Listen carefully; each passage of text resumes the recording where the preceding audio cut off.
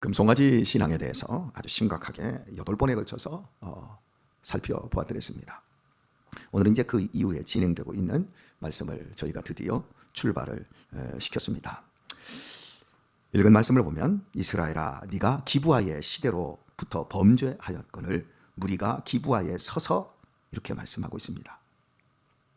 기브아의 시대라고 하면 여러분이 생각을 해야 되는 사건이 하나가 나옵니다.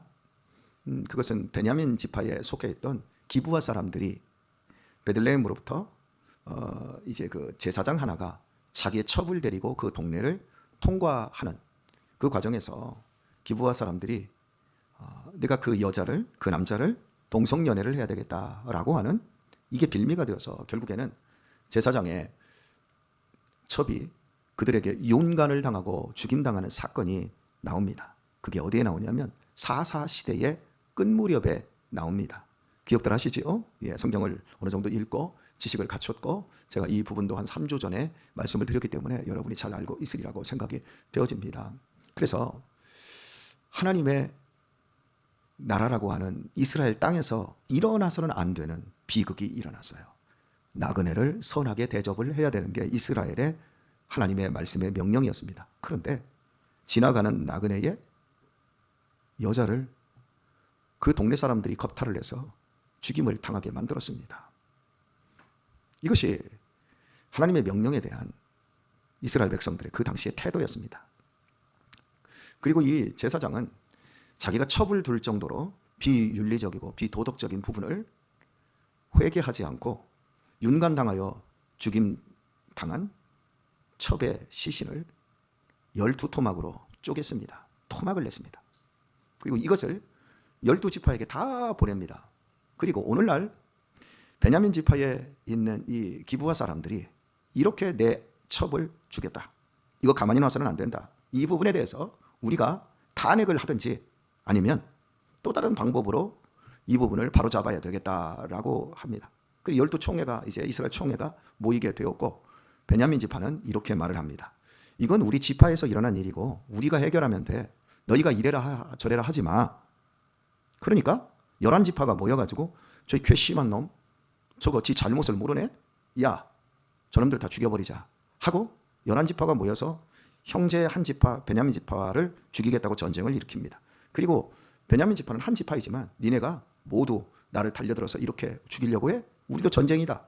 까짓 한번 붙어보자 해가지고 하나님의 백성들 안에서 형제가 형제를 내 몸과 같이 아껴야 될 그 백성들 안에서 내란이 일어났습니다. 내전이 일어났습니다. 결국에는 처음에는 이 베냐민 지파가 이기다가 마지막에 가서는 결정적으로 하나님께서 도우셔서 베냐민 지파가 거의 도륙이 날 정도의 비극이 벌어집니다. 이게 기브아 시대에 일어났던 사건입니다. 그러니까 기브아 그러면 바로 여러분이 지금 이 내전 사건으로 형제가 피를 흘리게 되었다. 하나님의 말씀에 정면으로 거스렸다. 이렇게 생각을 하면 되고요. 기브아 시대에 그러면 사사 시대에서 보여주고 있는 말씀 한 구절을 여러분이 꼭 기억을 하시면 좋겠습니다. 따라서 할까요? 그때는 사람이 왕이 없으므로 저마다 자기 소견에 옳은 대로 행하였더라. 이게 기브아 시대의 특징이에요. 사사 시대 그 사사기에 나온 3번이나 이게 강조되는 말이에요. 어떤 사건이 일어났을 때 그 사건이 부끄럽고 치욕스러운 사건이 열매를 맺습니다.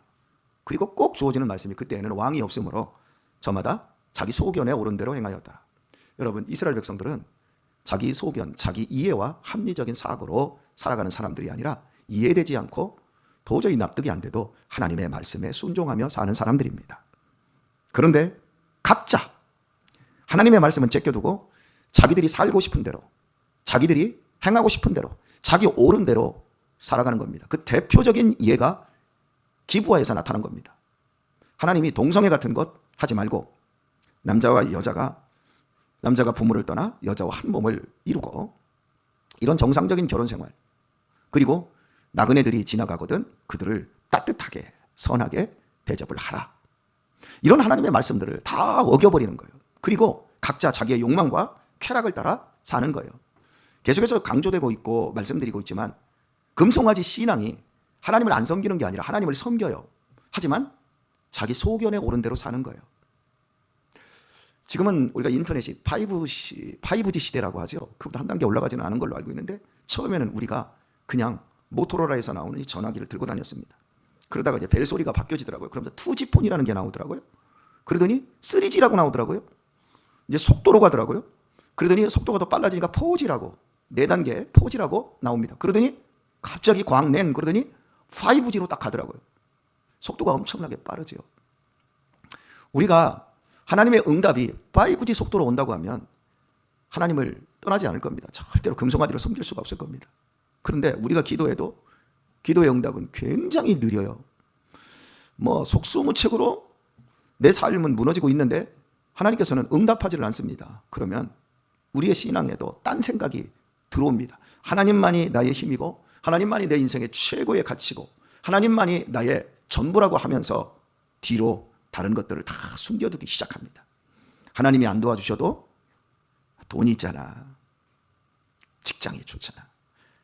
하나님이 내 기도에 5G 속도로 응답을 하지 않으셨어도 나한테는 이게 있잖아. 금송아지. 장신구가 있잖아. 하나님이 함께 하지 않으면 우리의 인생은 정말 피폐해집니다. 나는 아직 인생이 젊어 구말리 같아. 내가 목사님이 설교하는 것처럼 저렇게 살 것 같으면 우리 할아버지 할머니 나이 먹었을 때 그렇게 해야지. 지금은 놀아야 돼. 지금은 나도 생각이 있어. 그게 얼마나 무지하고 얼마나 손해보는 생각인지를 잘 몰라요. 그러니까 각자 자기 소견에 옳은 대로 사는 거예요. 바로 기브아의 시대로부터 범죄하였거늘 무리가 기브아에 서서 바로 거기에서 한 발자국도 나가지 않은 거예요. 지금 이 시대는 그 기브아의 시대로부터 거의 한 600년, 500년 정도 이렇게 흘러왔어요. 근데 여전히 그 시대의 정신과 그 시대의 사람들은 기브아에 살던 사람들과 똑같다라고 하는 거예요. 노아 홍수 시대에 노아가 방주를 만듭니다. 그때 사람들이 조롱을 합니다. 무려 120년 동안 만드는 그 모습을 보며 이야, 정말 홍수가 일어나기는 일어나나 보구나. 그러면서 하나님의 말씀 안으로 들어오고 함께 방주를 짓는 것이 아니라 계속해서 노아를 욕을 합니다. 그게 자기 소견에 옳은 사람들의 모습인데 우리가 그 노아 홍수 시대의 사람들을 보면 꼭 우리를 보는 것 같지 않습니까? 사람은 안 변해요. 아무리 시대가 바뀌고 아무리 예전보다 훨씬 편리한 시대가 되었어도 사람의 근본적인 죄된 성향이라고 하는 거, 자기 소견에 옳은 대로 생각하고 옳은 대로 사는 그 부분이 안 바뀝니다. 그리고 이제 말씀을 조금 더 봅니다. 흉악한 족속을 치는 전쟁을 거기서 면하였도다. 내가 원하는 때에 저희를 징계하리니 저희가 2가지 죄에 걸릴 때에 만민이 모여서 저희를 치리라. 하나님께서는 이렇게 말씀합니다. 내가 원하는 때가 있다. 이스라엘 백성들이 자기 소견에 옳은 대로 행하며 당신이 베풀어 주시는 은혜를 저버리고 그 말씀을 뭉개버리지만 내가 정하는 때가 있다. 여러분, 우리는 5G 시대를 살아가고 있지만 하나님의 응답이 엄청 느린 것 같아도요, 하나님께서 응답을 하시면 빛의 속도로 오십니다. 그리고 그 모든 것들을 때려 엎어버리십니다. 마찬가지로 믿음 안에서 의로움과 하나님의 말씀에 순종하며 사는 사람들의 응답 역시도 빛의 속도로 임하고 결국에는 그것들을 다 소생케 하시며 그 응답의 역사로 축복을 열매 맺게 해주십니다. 이것이 하나님이 하시는 일입니다. 내가 원하는 때가 아니라 하나님께서 원하는 때가 반드시 있다라고 하는 겁니다. 혹시 여러분은 떼굴떼굴 굴르면서 하나님께 땡깡을 부려본 적이 있습니까? 그만큼 절박하고 그만큼 인생이 힘들었을 때가 있습니까? 억울하고 고통스러울 때가 있었습니까? 저는 웬만하면 그 자리까지 다 가봤으면 좋겠어요. 그때 하나님이 얼마나 무심한지를 알아야 돼요. 저는 2번 그런 일이 있었습니다. 정말 떼굴떼굴 굴르고 막 울면서 막을 쓰고, 그런데 하나님이 전혀 마음에 무슨 평안을 주거나 메시지를 주거나 전혀 하지 않는 거예요. 그때는 정말 미쳐버릴 것 같더라고요. 하지만 나중에 지난 다음에 하나님이 응답을 하지 않은 것이 응답이었고 그 응답이야말로 나를 살렸다라는 것을 알게 되었어요. 왜냐하면 제 욕심으로 구했거든요. 내 억울함과 내 한탄만을 가지고 하나님 앞에 이래라 저래라 내 뜻대로 안 되니까 악을 썼던 거지. 만약에 그때 하나님이 응답을 하셨더라면 제 인생에서 큰일이 일어날 뻔했어요. 하나님은 당신이 원하는 때 내가 깨닫고 제가 하나님 안에 있었군요. 하나님이 다 듣고 계셨군요. 이 부끄럽고 무지하고 미련한 저를 하나님이 참아내 주셨군요. 그걸 깨달음으로 내 자신이 훨씬 좋은 사람으로 바뀔 수 있도록 하나님께서 그렇게 역사를 하신 거예요. 읽은 말씀을 조금 더 봅니다.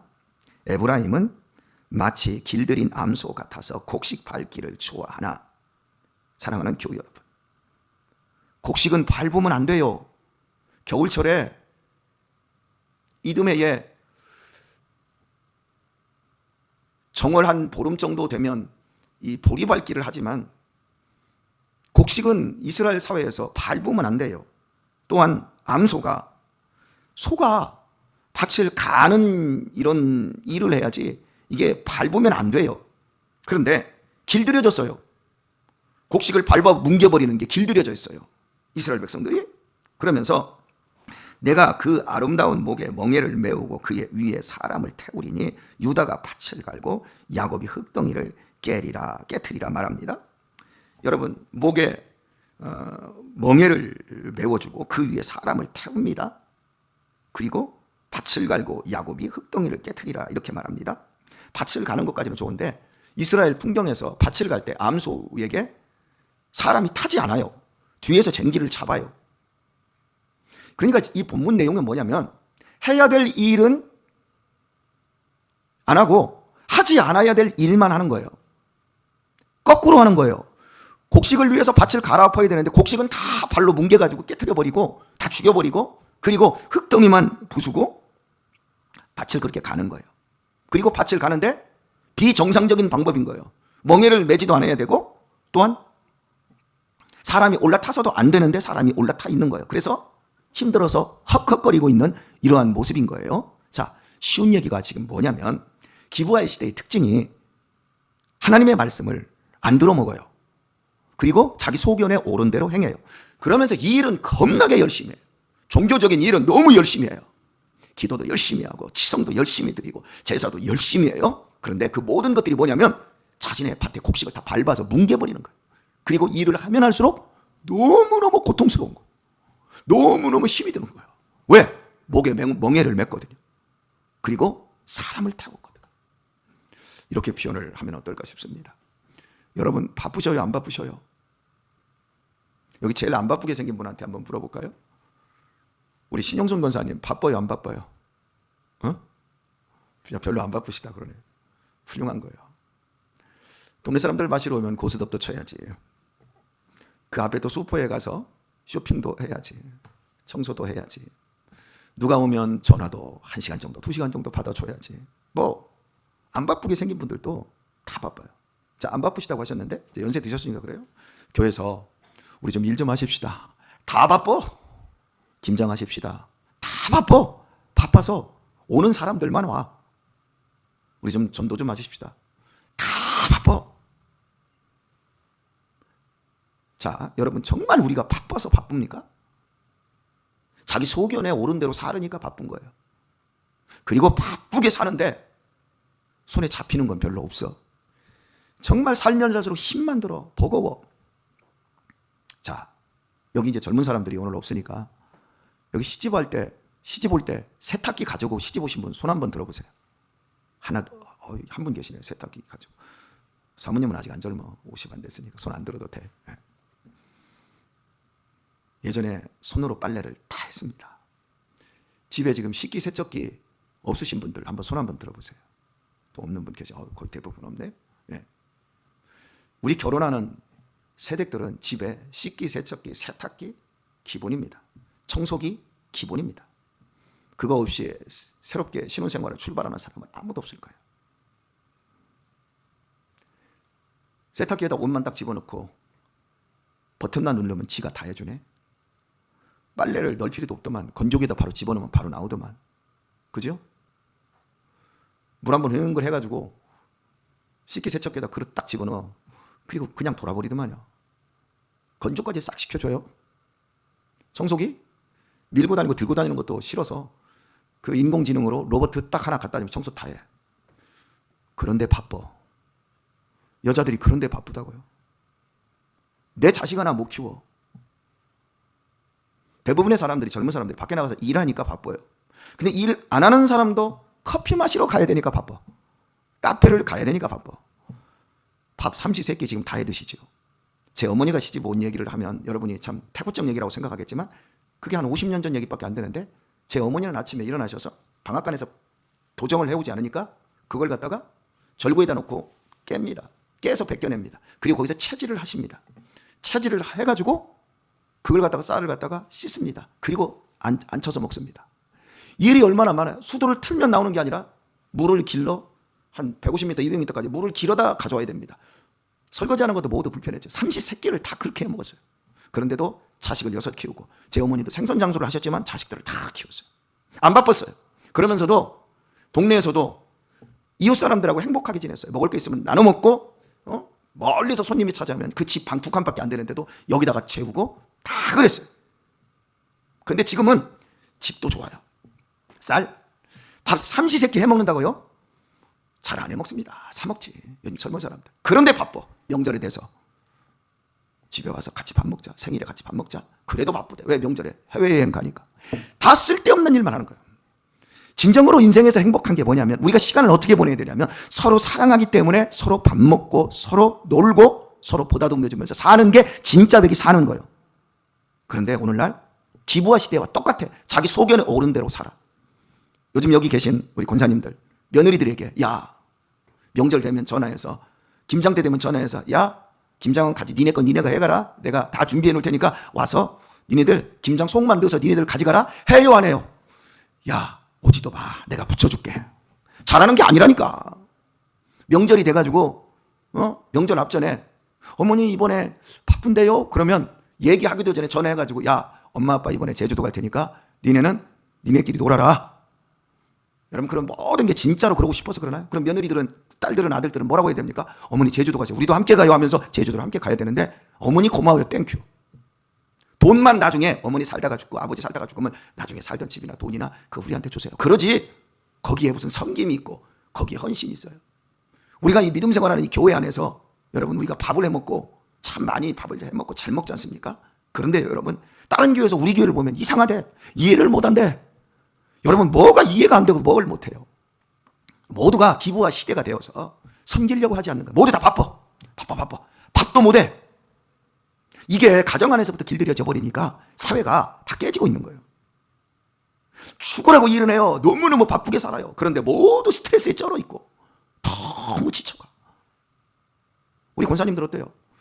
올 한 해도 수고 많이 했고 교회에서 일 열심히 했지요? 힘들어 죽겠습니까? 멍에를 맨 거 가고 내 등에 무슨 마귀가 타고 있는 것처럼 내가 막 너무 힘듭니까? 아니잖아요. 몸은 좀 힘들어도 살아가면 살아갈수록 평안과 행복과 기쁨이 있지 않나요? 이럴 때 아멘을 좀 세게 더 크게 하면 얼마나 목사의 설교가 힘이 날까 싶은데 입만 살짝 붕어 입처럼 여러분들이 다 그러고 계셔요. 우리가 일 중독자가 되어 있다니까요. 그리고 모두 자기를 사랑하는 자기애성 성격 장애자들이, 하나님을 사랑하는 것이야말로 그것이 우리가 사는 길이고 그것이 참된 쉼이 있고 거기에 평안이 있는 길인데 그러질 않아요. 내 소견 버리고 하나님의 말씀에 순종하며 사는 것이 우리에게 더욱 힘이 되고 그것이 소망이 되고 그것이 축복이 된다는 사실을 우리가 이론으로만 알고 있었지 실제로는 다 엉뚱한 짓을 하면서 사는 거예요. 오늘 말씀 맺도록 하겠습니다. 여러분, 혹시 교회갱신협의회라는 말씀 들어보셨죠? 옥하는 목사님께서 만든 걸로 여러분이 알고 있는데 원래 3분이 만들었어요. 김경원 목사님하고 옥하는 목사님하고 서울의 이 무슨 목사님이 3분이 만드셨어요. 그런데 그중 한 교회갱신협의회라는 게 뭐냐면 교회가 좀 새로워져야 된다. 교회가 좀 이래야 이 시대에 건강한 교회의 모델을 만들자 그랬어요. 그런데 지금 현재 교경협이 한 30년이 이렇게 넘어왔는데 그 교경협 출신의 교회들에서 사고들이 엄청 많이 일어나요. 그러니까 갱신하자 그랬는데 갱신이 안 되고 또 다른 나쁜 일들이 만들어지더라고요. 이게 사람이 하는 일이에요. 그런데 이번에 제가 지난주에 임직식이 있어서 갔다가 제 그 교경앱을 만들었던 목사님께서 한 분이 제 설교를 다 들었더라고요. 제가 다른 교회 부흥회를 갔었잖아요. 부흥회 갔을 때 제가 아이들 입양한 얘기, 홈스쿨 한 얘기, 제가 교회를 이 정도로 만들었는데도 불구하고 아직까지 월세 사는 이야기들, 혼자 여러 가지 일들을 감당하는 이야기들을 제가 다 하면서 우리 교회가 아주 건강하게 이렇게 잘하는 그런 이야기를 듣고 그분이 은혜를 굉장히 받았더라고요. 그래서 제 설교를 3편을 다 들었던 거예요. 그리고 나서 저한테 그러더라고요. 권혁철 목사님 대단합니다. 제가 은혜를 정말 많이 받았습니다. 그 목사님은 이제 80이 다 되셨어요. 근데 그분이 저한테 마지막에 하는 말, 그렇게 살면 너무 힘들어. 그렇게 살지 마. 그러시더라고요. 근데 이 안에서 뭔가 막 침이 오르더라고요. 저는. 저 힘들어 보입니까? 육신은 힘듭니다. 그런데 저 영혼은 날마다 행복하고 즐거웠습니다. 저는 2번 다시 살아도 그렇게 살 겁니다. 후회하지 않습니다. 왜 교경협이 갱신되지 않고 왜 사고뭉치가 되어가는지를 제가 좀 느낄 수 있었어요. 인간의 합리적인 이성을 넘어야 돼요. 하나님의 말씀의 기준대로 살아야 돼요. 원수를 사랑하라 그랬으면 원수를 사랑하기 위해서 정말 해야 돼요. 그런데 원수를 사랑하고 어떻게 원수를 사랑해? 오른뺨 맞았으면 왼뺨도 대줘라? 에이, 오른뺨 맞았으면 왼손으로 그냥 왼쪽도 두들겨 펴줘야지. 무슨 소리야? 오리를 가져면 10리를 어떻게 가져? 그건 다 그냥 산상수훈의 내용이야. 그런 사람들은 자기 소견에 오른 대로 사는 거예요. 그러나 이걸 해야 되는구나 라고 한번 해보세요. 내 원수가 누구예요? 내 가정 안에 있고 내 셀 안에 있고 교회 안에 있잖아. 옆집 사람, 저 멀리 사는 사람 원수 될 수가 없어요. 북한이 원수 그러지만 어디 북한 원수로 느끼는 사람, 6.25 전쟁 때 고통받은 사람들 왜 원수로 느끼는 사람 있어요? 다 원수는 우리 가까이에 있지. 내 오른뺨을 누가 때려요? 목사가 때린다니까요. 내 왼뺨 누가 때려요? 옆에 있는 권사님이 때린다니까. 그러니까 우리에게 지금 요구하고 있는 게 뭐예요? 일만 열심히 하지 말고 사랑하는 이 일을 진짜 하라는 거죠. 내 시어머니한테 뺨 맞았다고, 내 시누한테 뺨 맞았다고 승질 부리지 말고, 내 장인, 내 처갓집에 내가 너무 핍박받았다고 생각하지 말고, 내가 명절에 그런 어른들, 친척들 만나면 괴롭다고 생각하지 말고 그 일을 하란 말이에요. 그 이런 일들을 우리 자녀들에게 가르쳐 줘야 되는 거예요. 그래야 우리 자녀들이 사는 거예요. 싸우기 싫으니까, 꼴보기 싫으니까 그냥 안 보고 사는 게 좋은 게 아니라 가장 가까이에 있는 사람들을 보다듬는 그 일을, 살리는 일을 해야 기부와 시대를 면할 수 있고, 그래야 우리들이 건강한 교회를 만들 수 있고 건강한 가정으로 행복한 인생을 살 수 있다는 거예요. 교회가 갱신되려면 교회 갱신 협의회 같은 걸 만드는 게 아니라 내 마음의 밭을 다 갈아엎어 버려야 되고, 내 자식들이 곡식인데 그 곡식을 부모가 밟고 있는 거예요. 내 세론들이, 나와 함께하는 우리 교인들이 다 곡식들인데 우리들이 그걸 밟고 목에다가 멍에를 메고 사람을 올려놓고 사람 살리는 일로 가야 되는 거예요. 밟아 뭉기는 일로 가면 안 되고. 오늘도 설교가 길어지네요. 요즘 왜 그런지 모르겠어요. 나이 먹으면서. 다음 주부터는 짧게 좀 하도록 하겠습니다. 믿어주시고요. 여러분, 제발 바쁘다는 얘기 좀 하지 마세요. 세탁기가 다 해주고 있는데, 청소기가 다 해주고 있고, 밥솥이 다 해주고 있고, 다 해주고 있는데 우리 사랑하는 일에만 바쁘도록 하십시다. 설교 좀 더 해야 되겠다. 은혜를 못 받았는데. 사랑하는 일에만 바쁘도록 하십시다. 일 중독자가 되지 마세요. 진짜 하나님의 사람은요, 일만이 하는 사람이 아니라 복 있는 사람은 악인의 길을 따르지 아니하고 죄인의 길에 서지 않고 오만한 자의 자리에 앉지 아니하고 오직 여호와의 율법을 즐거워하여 그 말씀을 주야로 묵상하는 자로다. 이렇게 말씀 듣고 사랑하는 일에 우리의 인생을 거는 것, 그것이야말로 가장 복 있는 일입니다. 이 삶을 살아내는 우리 성도들 다 되실 수 있길 예수님의 이름으로 축원합니다.